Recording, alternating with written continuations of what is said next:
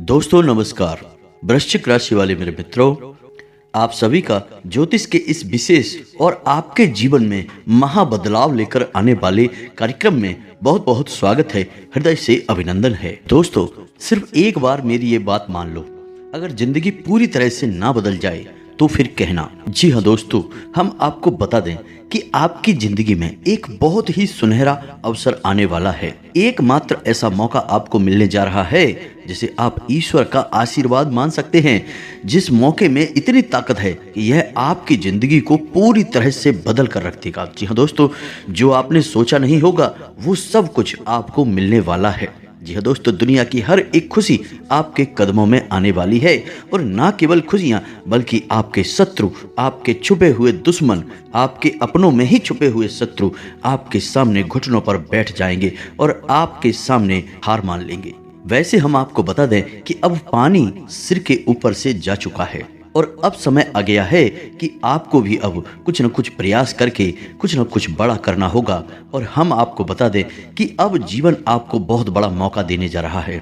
इस अवसर को दोस्तों बिल्कुल भी मिस मत कर देना, अन्यथा आप अपने जीवन की सबसे बड़ी भूल करेंगे। तो हमारा आपसे बस इतना कहना है कि वीडियो को आपको पूरा देखना है। वीडियो में बताई गई एक एक बात केवल और केवल आपके जीवन को बदलने के लिए बताई जा रही है और आपके जिंदगी से जुड़ी हुई है। आगे जो भी हम आपको वीडियो में बताने जा रहे हैं वह केवल आपके जीवन की घटना है, आपकी व्यक्तिगत बातें हैं।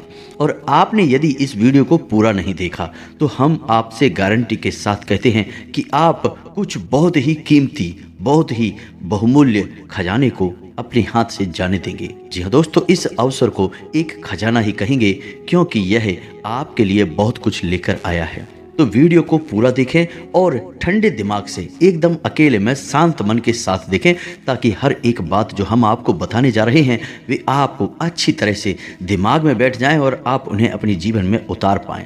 कुछ चीज़ें बहुत ही गहरी होने जा रही हैं, तो हो सकता है कि आपको एक बार में अच्छी तरह से समझ में ना आए, तो आप उन्हें दोबारा देखकर अच्छी तरह से समझ लें। और कुछ जगहों पर आपको कॉपी और पेन की आवश्यकता भी रहेगी दोस्तों, क्योंकि हम आपको कुछ ऐसी गुप्त और रहस्यमयी बातें बताएं जिन्हें लोग पैसे लेकर दूसरों को बताते हैं। हम आपको केवल जन कल्याण के लिए बता रहे हैं, आपके उद्धार के लिए बता रहे हैं। तो उन गुप्त बातों को, उन गुप्त रहस्यों और मंत्रों को नोट करने के लिए कॉपी पेन भी तैयार करके बैठे दोस्तों। तो चलिए बिना समय गवाए आज के इस वीडियो को प्रारंभ करते हैं। लेकिन उससे पहले आपसे एक निवेदन है कि कमेंट में पूरे भक्ति भाव के साथ, बिल्कुल तन्मयता के साथ माता को याद करते हुए जय माँ भद्रकाली कृपा करो, जय माँ भद्रकाली रक्षा करो अवश्य लिखें। एक बार नहीं, 3 बार लिखें दोस्तों। माता की कृपा और आशीर्वाद आपको प्राप्त हो जाएगा तो आपका जीवन एक झटके में बदल जाएगा, आपका उद्धार हो जाएगा। हम भी माता से कामना करेंगे कि आपका जीवन सुधर जाए, आपके जीवन में हर एक खुशी आपको प्राप्त हो जाए। दोस्तों, यदि चैनल पर आप पहली बार आए हैं तो चैनल को सब्सक्राइब करके बगल में जो घंटी का निशान है उसे भी दबाना बिल्कुल ना भूलें दोस्तों। इससे हमारा मनोबल बढ़ेगा और हम आपके लिए ऐसे ही बेहतरीन ज्ञान के नगीने ढूंढ कर लाते रहेंगे और आपके जीवन को चमकाने के लिए भरसक प्रयास करते रहेंगे। तो अब हम आपको यह बताने जा रहे हैं कि कौन सा है वह विशेष मौका, वह विशेष अवसर जो जीवन में केवल और केवल एक बार मिलता है, और आपकी राशि के जातकों को भी यह अवसर एक बार ही मिलने वाला है और वह समय अब आने वाला है। जी हाँ दोस्तों, तो आपको ध्यान से हर एक बात को समझना है, बिल्कुल भी अपने ध्यान को भटकने नहीं देना है दोस्तों। समझिए कि जब विशेष अवसर होता है तब ही कार्य करने का समय भी होता है। जैसे कि लोहा जब पूरी तरह से लाल होता है तभी उस पर चोट मारने का समय भी होता है, क्योंकि उस समय मारी गई हर एक चोट लोहे पर गहरा निशान बनाती है दोस्तों। वैसे ही उचित समय पर किया गया कार्य, या फिर यूं कहें कि उपाय या फिर कोई क्रिया आपके जीवन में बहुत बड़ी बदलाव लेकर आएगी और आपके जीवन भर उसका असर दिखाई देता रहेगा। तो ऐसे समय को कभी भी गंवाना नहीं चाहिए। तो कौन सा है वह समय, यह हम आपको बताने जा रहे हैं। साथ ही साथ आपको इस समय का पूरा लाभ लेने के लिए क्या क्या करना चाहिए, इन सब बातों के बारे में भी आपको पूरे विस्तार के साथ बताएंगे दोस्तों। पूरे धैर्य के साथ आपको वीडियो को देखना है। हो सकता है कि वीडियो थोड़ी सी लंबी हो जाए, लेकिन ज्ञान की बातें जानने के लिए थोड़ा सा समय देने में कोई बुराई नहीं है दोस्तों। तो दोस्तों, हम आपको बता दें कि समय जब सकारात्मक होता है और आपको कुछ देना चाहता है या यूं कहें कि भगवान आपको जब कुछ देना चाहते हैं तो उसके लिए आपको भी इस बात की पात्रता होनी चाहिए कि जो भगवान आपको देना चाहते हैं वह आप ले पाएंगे, धारण कर पाएंगे कि नहीं। जी हाँ दोस्तों, आप समझ रहे होंगे कि कोई आपको कुछ देना चाहता है और यदि आपके पास पात्र ही नहीं है या फिर आपके पास जो पात्र है वह छोटा है, टूटा है या उल्टा सीधा है, तो जो सामने वाला देना चाह रहा है वह आप कैसे ले पाएंगे दोस्तों। इसे ही हम पात्रता होना कहते हैं। तो अब हम जब यहाँ पर पात्र की बात करते हैं तो फिर हम बात करते हैं सकारात्मक ऊर्जाओं की। भगवान जब आपको कुछ देना चाहेंगे तो वे चाहेंगे कि आपके आसपास की संपूर्ण ऊर्जाएं सकारात्मक ऊर्जाएं हों, ताकि भगवान की शुद्ध सकारात्मक ऊर्जा या भगवान की कृपा और आशीर्वाद का आप पूरा लाभ ले पाएं। अन्यथा होगा यही कि मानकर चलिए सामने वाला आपको पानी तो देना चाहता है और आप भी पानी लेना चाहते हैं, लेकिन पानी लेने का बर्तन या यूं कहें कि कटोरा आपने उल्टा कर रखा है, तो सामने वाले का पानी देने का भी कोई प्रभाव आपके ऊपर नहीं पड़ेगा और आपकी प्यास भी नहीं मिटेगी दोस्तों। तो आपको क्या करना है, आपको सबसे पहले अपने पात्र में बदलाव लाना है, अपने जीवन में बदलाव लाना है और अपनी सकारात्मक ऊर्जाओं में भी बढ़ोतरी करनी है। अब यह आप कैसे करेंगे दोस्तों, यह बहुत ही आवश्यक प्रश्न है जो आपके लिए इस वक्त तैयार खड़ा हुआ है और इसी पर आपको कार्य करना है। फिर समय जो आपके लिए अनुकूल होने जा रहा है, विशेष योग बन रहे हैं, विशेष अवसर बन रहे हैं, उनका लाभ आपको अपने आप मिल जाएगा दोस्तों। फिर आपको कुछ करने की आवश्यकता नहीं है, आपको बस अपनी पात्रता को मजबूत करना है। उम्मीद है कि आप समझ रहे होंगे कि हम आपसे क्या कहना चाहते हैं। तो आपको काम करना है अपने आसपास की ऊर्जाओं पर और उन्हें पूरी तरह से सकारात्मक ऊर्जाओं में बदल देना है। तो अब इसके लिए आपको 3 जगह पर बड़े बदलाव लेकर आने होंगे। जी हाँ दोस्तों, सबसे पहला बदलाव आपके घर में आपको लाना होगा। दूसरा बदलाव आपके स्वयं के चरित्र में और आपके स्वयं के शरीर में आपको लाना होगा। और तीसरा बदलाव आपकी संगत में, आपकी जो उठक बैठक है, जिनके साथ आप रहते हैं, उन लोगों में लाना होगा। क्योंकि एक इंसान के जीवन में प्रभाव सबसे अधिक इन्हीं 3 जगहों का रहता है। यानी कि वह किस तरह के वस्त्र पहनता है, किस तरह का भोजन ग्रहण करता है, इसका प्रभाव उसके अपने चरित्र पर रहता है, अपने शरीर पर रहता है। किस तरह के घर में रहता है, घर की ऊर्जाएं कैसी हैं, इसका प्रभाव उसके जीवन में रहता है। और किस प्रकार के लोगों के साथ वह उठता बैठता है, इसका प्रभाव उसकी उन्नति पर, उसके जीवन के विकास पर रहता है। जी हाँ दोस्तों, तो आपको 3 जगहों पर बड़े बदलाव लाने होंगे। सबसे पहले कार्य करेंगे आपके घर की ऊर्जाओं को सकारात्मक ऊर्जाओं में बदलने के लिए। तो आप समझिए कि आपके घर में 3 ऐसे स्थान हैं जिन्हें बहुत ही शुद्ध होना चाहिए और सकारात्मक होना चाहिए। जी हाँ दोस्तों, कौन से हैं वो 3 स्थान, आप ध्यान से सुनिए। हम हर एक बात जो आपको बता रहे हैं वह शास्त्रीय पद्धति पर प्रमाणित है और ज्योतिषीय आकलन पर आधारित है, तो आप इनके ऊपर शक बिल्कुल भी मत करना। जी हाँ दोस्तों, हम जो भी बात आपको बता रहे हैं वह 100% आपके जीवन पर आधारित है। तो ध्यान से सुनिए, आपके जीवन में, आपके घर में 3 बहुत ही विशेष स्थान हैं जिनका बेहद पवित्र होना आपके लिए आवश्यक है। तभी आपके घर की संपूर्ण ऊर्जा सकारात्मक हो पाएगी और आपका जीवन भी सकारात्मक हो पाएगा। तो ध्यान से सुनिए कौन से हैं वो 3 स्थान। सबसे पहला स्थान है आपके घर का ईशान कोण। ईशान कोण का मतलब होता है भगवान का कोण या भगवान की दिशा, और ईश स्वयं भगवान भोलेनाथ को कहा जाता है और ईश का दूसरा अर्थ भगवान ही होता है। संस्कृत में ईश के 2 अर्थ होते हैं। तो आप समझ गए कि इस कोण का या इस दिशा का कितना बड़ा महत्व है। अब आपके घर में यह कोण कहाँ पर है, ध्यान से सुनिए।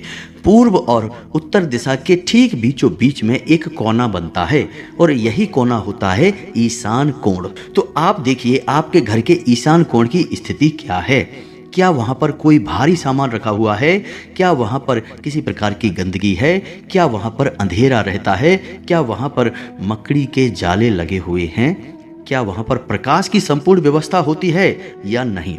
आपका ईशान कोण बिल्कुल साफ सुथरा होना चाहिए, दैवीय होना चाहिए, उसमें से खुशबुएं आनी चाहिए, भगवान की प्रतिमा, फोटो या फिर भगवान के नाम का कोई पौधा वहाँ पर अवश्य होना चाहिए। जैसे कि तुलसी का पौधा लगा सकते हो, जैसे कि शमी पत्र का पौधा, बेल पत्र का पौधा, या जो भी दैवीय पौधा आप चाहें, केले का पौधा भी लगा सकते हैं। तो भगवान के नाम का वहाँ पर कोई ना कोई प्रतीक अवश्य होना चाहिए। वह भगवान का ही कोना है दोस्तों। भूल कर भी वहाँ गंदगी ना होने दें, भूल कर भी वहाँ मकड़ी के जाले ना लगने दें, और वहाँ पर प्रकाश की पूर्ण व्यवस्था होनी चाहिए। अब किसी व्यक्ति का वहाँ पर कोई कमरा हो गया तो वह क्या करेगा, वहाँ प्रकाश कैसे होगा? तो वहाँ से सूर्य का प्रकाश तो नहीं आ सकता, लेकिन आप वहाँ पर एक तेज रोशनी वाला बल्ब तो लगा ही सकते हैं दोस्तों। और ईशान कोण वाले कमरे में ही अपना पूजा घर बना लें, वह सबसे उत्तम निर्णय होगा दोस्तों। जीवन में कभी भी आप विपत्ति के शिकार नहीं होंगे, हम गारंटी देते हैं आपको। बस ईशान कोण की रक्षा करनी है आपको। दुष्ट आत्माएं, नकारात्मक शक्तियां आपको ऐसी मानसिकता देंगी कि आपका ईशान कोण दूषित हो जाएगा, क्योंकि यहीं से तो उनका आपके घर में प्रवेश करने का रास्ता बनेगा दोस्तों। तो आप समझिए, ईशान कोण का महत्व बहुत अधिक है। तो उम्मीद है आप समझ गए होंगे कि ईशान कोण कितना शक्तिशाली है। अब बात करते हैं ब्रह्म स्थान की। जी हाँ दोस्तों, यह दूसरा सबसे महत्वपूर्ण स्थान है। दोस्तों, आपको देखना है कि आपके घर के ब्रह्म स्थान में कोई गड्ढा तो नहीं है, आपके घर के ब्रह्म स्थान में कोई गंदगी तो नहीं है, कोई भारी सामान तो नहीं रखा हुआ है, पानी तो नहीं भरा रहता है, या फिर जूते चप्पल वगैरह तो नहीं उतरे रहते हैं, या किसी भी अन्य प्रकार की गंदगी या किसी भी अन्य प्रकार का टूटा फटा सामान, यानी कि जिसे हम त्याग देते हैं, वैसा कोई सामान तो नहीं पड़ा रहता है। ऐसी कोई भी चीज़ आपके घर के ब्रह्म स्थान में नहीं होनी चाहिए। आपके घर का ब्रह्म स्थान भी खाली होना चाहिए। पुराने ज़माने में जब लोग घर बनवाते थे तो घर के आंगन को विशेष तौर पर केंद्र में बनवाते थे और बड़ा बनवाते थे और उसे हमेशा खाली रखते थे। केवल एक चीज घर के आंगन में सबसे ज्यादा शक्तिशाली होती है, ऊर्जावान होती है, वह है तुलसी का पौधा, जो घर के ब्रह्मस्थान में ठीक बीचों बीच में होना चाहिए। यह आपके घर का केंद्र है और नाम से ही आप समझिए दोस्तों, यह ब्रह्म का स्थान है, यह स्वयं भगवान का स्थान है। यानी कि आपके घर में दो स्थान ऐसे हो गए हैं जहां पर भगवान का वास होता है। तो आपका घर का ब्रह्म स्थान आप देखिए, वहां पर किसी भी प्रकार की गंदगी मत होने दीजिए और वहां पर प्रकाश की पूर्ण व्यवस्था होनी चाहिए। और सबसे बड़ी बात कि देवी देवताओं से जुड़ा हुआ कोई एक प्रतीक तो कम से कम ब्रह्म स्थान में होना ही चाहिए। अब बात करते हैं तीसरा सबसे महत्वपूर्ण आपके घर का स्थान, जो आपके जीवन की ऊर्जाओं को सकारात्मक ऊर्जा में बदलने का कार्य करता है। तो अब तीसरा स्थान, ध्यान से सुनिए, घर का तीसरा सबसे महत्वपूर्ण स्थान है वह कमरा जहां पर आप सोते हैं, आपका शयन कक्ष या फिर बेडरूम। यह सबसे महत्वपूर्ण स्थान है।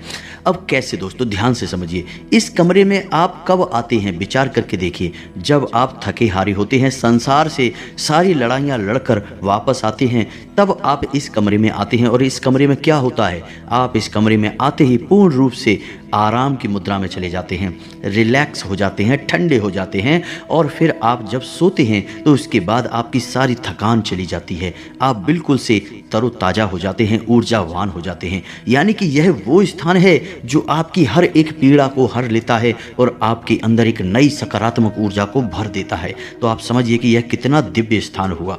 लेकिन आपके शयन कक्ष की कुछ सीमाएं हैं, कुछ बाधाएं हैं, जिन्हें आपको समझना बहुत आवश्यक है। यदि आपने इसमें कुछ गलतियां कर दी तो आपकी ना तो नींद पूरी होगी, ना ही आपके जीवन में सकारात्मक ऊर्जा का प्रवेश होगा। ईश्वर की कृपा का कोई प्रवेश आपके जीवन में नहीं होगा। तो आप समझिए कि सीमाएं और बाधाएं क्या हैं, सारी बातें आपको विस्तार से बताते हैं। पहली बात कि आपके शयन कक्ष में किसी भी देवी देवता की कोई भी फोटो या मूर्ति भूलकर भी नहीं होनी चाहिए। आपका शयन कक्ष एक बेहद ही गुप्त और बहुत ही निजी स्थान है। यहाँ देवी देवताओं की कोई भी व्यवस्था नहीं होनी चाहिए। देवताओं की पवित्रता यहाँ पर भंग हो जाती है। दूसरा कि आपके सोने के स्थान पर यानी कि आपके शयन कक्ष में कोई नुकीला सामान नहीं होना चाहिए, झाड़ू नहीं होनी चाहिए और आपके बिस्तर के नीचे आपके जूते चप्पल नहीं होने चाहिए, झाड़ू नहीं होनी चाहिए, गंदगी नहीं होनी चाहिए। आपके शयन कक्ष में मकड़ी के जाले नहीं होने चाहिए, रोशनी की पर्याप्त व्यवस्था होनी चाहिए, हवा के आवागमन के लिए खिड़की अवश्य होनी चाहिए, बेहद ही आवश्यक है दोस्तों। इसका ज्योतिष और वास्तु में बहुत बड़ा महत्व है। और इन सबसे महत्वपूर्ण बात दोस्तों कि आप किस दिशा में सिर करके सोते हैं। जी हाँ दोस्तों, यह बहुत ही आवश्यक है।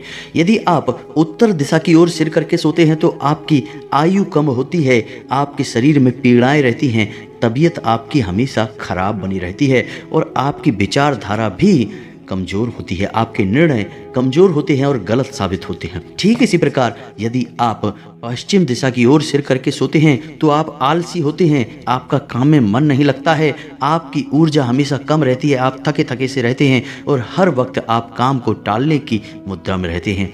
आपके काम में तरक्की नहीं होती है, व्यापार में आपको नुकसान घाटा होता है और कर्जा बढ़ने लगता है। जी हाँ दोस्तों, तो आपको सोने की सर्वोत्तम दिशा कौन सी है? पहली दिशा है कि दक्षिण की ओर सिर करके सोना। जी हाँ दोस्तों, यह सर्वोत्तम दिशा है। जो इंसान दक्षिण की ओर सिर करके सोता है वह हमेशा निरोगी रहता है, वह हमेशा स्वस्थ रहता है, उसके शरीर में कोई रोग नहीं होता, हमेशा नई ऊर्जा का संचार होता है और उसके द्वारा लिए गए हर एक निर्णय सही साबित होते हैं और उसे जीवन में उन्नति और तरक्की प्राप्त होती है। ठीक इसी प्रकार दूसरी सर्वोत्तम दिशा है पूर्व की ओर सिर करके सोना। जो इंसान पूर्व की ओर सिर करके सोता है वह हमेशा ऊर्जावान रहता है, उसके चेहरे पर एक अनोखा तेज रहता है और उसका आत्मविश्वास बढ़ा हुआ रहता है और सबसे बड़ी बात दोस्तों कि वह जिस भी कार्य को प्रारंभ करता है उसे खत्म करके ही दम लेता है, बीच में कभी उस कार्य को छोड़ता नहीं है। तो आपको भी अपने सोने की दिशा तय करनी होगी। आप कभी भी उत्तर दिशा की ओर या पश्चिम दिशा की ओर सिर करके नहीं सोएंगे। यदि आपके कमरे में बेडरूम में खिड़की है तो ठीक खिड़की के बगल से आपका बेड या फिर आपका सोने का पलंग नहीं होना चाहिए, उससे दूरी बनाकर रखें। बस इन सब बातों को आपको ध्यान से समझना है, यही कार्य आपको अपने घर में करना है। अब बात करते हैं आपके स्वयं के कार्य की। घर के कार्य तो आपने कर लिए, अब आपके घर की ऊर्जाएं पूर्ण रूप से सकारात्मक हो गई हैं। अब आपको अपने ऊपर कार्य करने हैं। तो दोस्तों, आपको अपने ऊपर क्या कार्य करने होंगे? सबसे पहला कार्य आपको अपने ऊपर यह करना है कि हमेशा आपको सूर्योदय से पहले जागना है।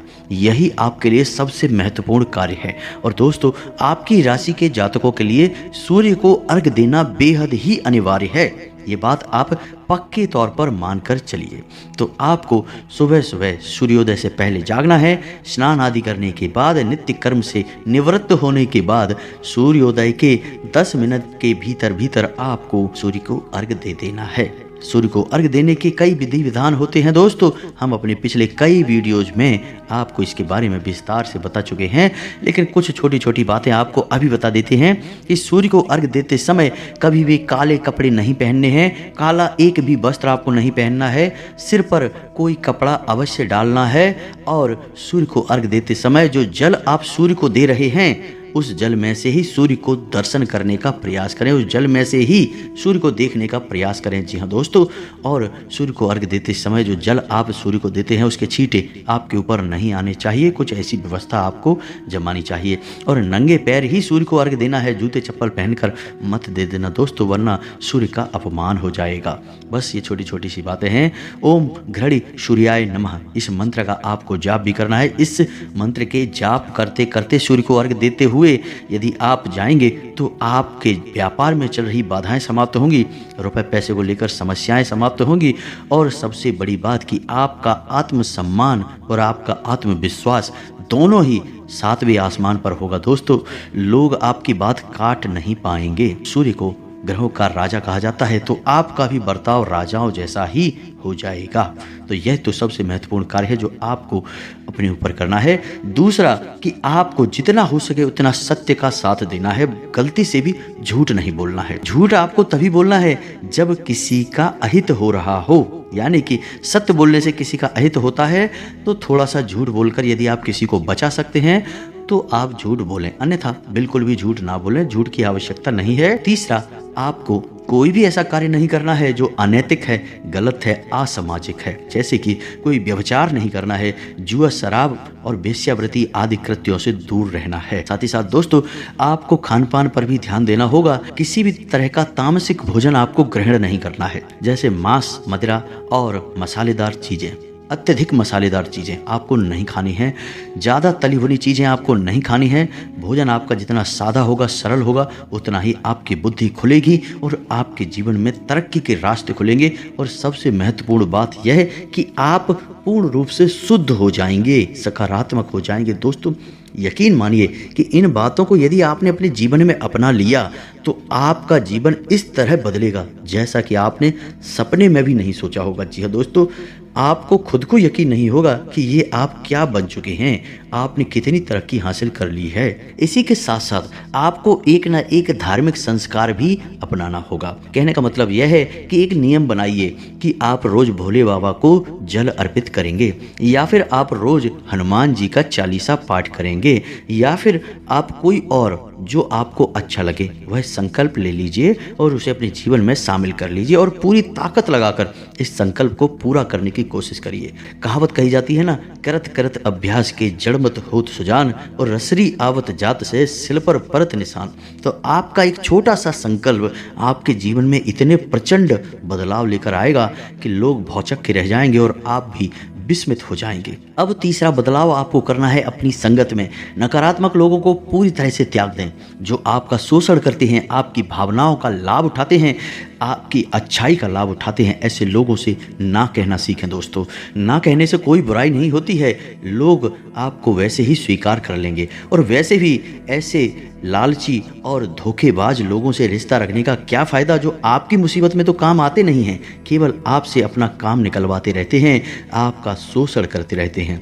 जी हाँ दोस्तों, ऐसे लोगों से आपको दूरी बना लेनी है और ऐसे लोगों का चुनाव करना है जो सचमुच में आपका हित चाहते हैं और सचमुच में आपको सही सलाह देते हैं और आपकी तकलीफ में दुखी होते हैं, आपके साथ रोते हैं। ऐसे लोगों को आपको चुनना होगा। बेशक ऐसे लोग आपके जीवन में बहुत ही कम हैं, जी हाँ दोस्तों, हम जानते हैं यह बात, लेकिन उन कम लोगों का साथ ही आपके लिए अमृत के समान होगा। ऐसे विषैले लोगों से आपको दूर रहना है जो आपको परेशान करते हैं, आपकी भावनाओं को नहीं समझते हैं। ऐसे लोगों से आपको दूर रहना होगा। बस दोस्तों, ये 3 जगहों पर आपने कार्य कर लिया तो अब आपके जीवन में जो योग बनने जा रहा है वह योग आपको बहुत अधिक लाभ देने वाला है। जी हाँ दोस्तों, तो अब ध्यान से सुनिए। अब वीडियो में सबसे महत्वपूर्ण बात हम आपको बताने जा रहे हैं। हम उस योग के बारे में खुलासा करने जा रहे हैं जो आपके जीवन में बहुत ही चमत्कारी बदलाव लेकर आने वाला है। अगले 3 से 5 दिनों के बीच यह घटना घटेगी और यह घटना आपके जीवन को बदल कर रख देगी। 2 ग्रहों की चाल ऐसी बन रही है जो आपकी राशि में आपको सीधे तौर पर बड़े चमत्कारी फायदे देने जा रही है। तो ध्यान से सुनिए इस योग के बारे में। ज्योतिष शास्त्र में जब गुरु के साथ चंद्रमा एक ही घर में विराजमान होते हैं तो एक योग बनता है जिसे हम गज केसरी योग कहते हैं। क्योंकि दोस्तों, गुरु और चंद्रमा दोनों ही शुभ ग्रह हैं, जातक को श्रेष्ठतम लाभ पहुंचाते हैं, तो आपको भी यह विशेष लाभ पहुंचाने जा रहा है। अगले 48 घंटों में यह योग बनने जा रहा है और इस योग के बनने से जातक को जीवन में राजयोग तक का निर्माण हो जाता है। जी हाँ दोस्तों, यह बहुत ही विशेष योग होता है। इस योग का मतलब यह है कि हाथी के ऊपर शेर बैठा हुआ है, इसीलिए इसका नाम गज केसरी योग होता है। दोस्तों, इसका विशेष लाभ आपको हासिल करने के लिए आपको अपनी रिंग फिंगर में, जिसे हम अनामिका उंगली कहते हैं, उस उंगली में आपको एक चांदी का कड़ा पहनना चाहिए। साथ ही साथ दोस्तों, आपको गुरुवार के दिन केले की जड़ का पूजन करना चाहिए और भगवान श्री हरि विष्णु की माता लक्ष्मी के साथ पूजा आराधना करनी चाहिए और 7 गुरुवार व्रत रहने का एक संकल्प भी ले लेना चाहिए। बस इतना सा करने से आप चमत्कारी बदलाव महसूस करेंगे। अगले 48 घंटों में आपका जीवन बदलने जा रहा है। यकीन मानिए कि आपके जीवन में बहुत ही जबरदस्त चमत्कारी बदलाव आ जाएंगे। बस शर्त यही है कि आपको अपनी पात्रता बढ़ानी होगी। आपको अपने जीवन में अपने घर, अपनी संगत और अपने स्वयं के ऊपर कार्य करना होगा। अन्यथा इस योग का फल तो मिलेगा लेकिन बहुत ही कम, यानी कि इसका अंश कम होता चला जाएगा। आपकी सकारात्मकता के ऊपर ही सब कुछ निर्भर करेगा, आपके प्रयासों के ऊपर ही सब कुछ निर्भर करेगा। दोस्तों, यदि आपका कोई प्रश्न बनता है तो आप कमेंट करके पूछें, हम आपके प्रश्नों के जवाब देने की पूरी कोशिश करेंगे। साथ ही साथ दोस्तों कमेंट में पूरे भक्ति भाव के साथ जय माँ भद्रकाली रक्षा करो, जय माँ भद्रकाली कृपा करो अवश्य लिखें। माता आपके ऊपर दया दृष्टि करेंगी, आपका जीवन सुंदर और सरल बन जाएगा दोस्तों।